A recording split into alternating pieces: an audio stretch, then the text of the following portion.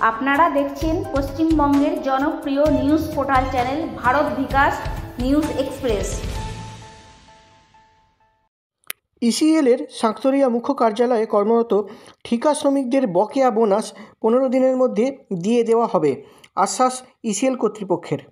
পশ্চিম বর্ধমান জেলার কুলটি বিধানসভা অন্তর্গত ইসিএল মুখ্য কার্যালয় সাঁকতরিয়া হেডকোয়ার্টারের অধীনে প্রায় শতাধিক ঠিকা শ্রমিক কাজ করছেন এবং তাদের বকেয়া বোনাস বাকি পড়ে রয়েছে প্রায় দীর্ঘ 6 মাস ধরে। আর এই ঠিকা শ্রমিকদের হকের বোনাসের দাবি নিয়ে আন্দোলন করছিলেন প্রাক্তন কাউন্সিলর ও বিজেপির লড়াকু নেতা অভিজিৎ আচার্য। আজ অবশেষে ইসিএল কর্তৃপক্ষ দাবি মানলেন বলে জানিয়েছেন বিজেপি নেতা অভিজিৎ আচার্য। জানা গিয়েছে, ইসিএলের জেনারেল ম্যানেজার পুণ্যদীপ ভট্টাচার্যের সাথে আজ বৈঠক করেন ঠিকা শ্রমিকদের নিয়ে অভিজিৎ আচার্য।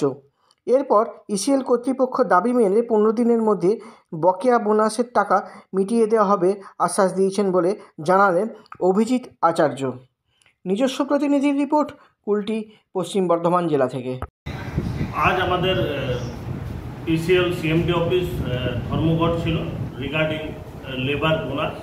আপনারা জানেন, আজ 6 মাস ধরে আমরা এই আন্দোলনের সাথে জড়িত ছিলাম এবং আজকের খুব খুশির খবর, ইসিএল ম্যানেজমেন্ট এবং ডাইরেক্টরদের সাথে আমাদের আজ মিটিং হলো এবং তাতে ডিসিশন হলো যে আগামী 15 ডেজের মধ্যে ওনারা সমস্ত বোনাস যা পেন্ডিং আছে সেটা পেমেন্ট করবে এবং ডাইরেক্ট লেবারদের অ্যাকাউন্টে পেমেন্ট করবে। আমি সমস্ত আমাদের লেবার ভাই বোনেদের আমি অভিনন্দন জানাই এবং খুবই আজ আনন্দের খবর, আমরা এই আন্দোলনে আজ জয়ী হলাম।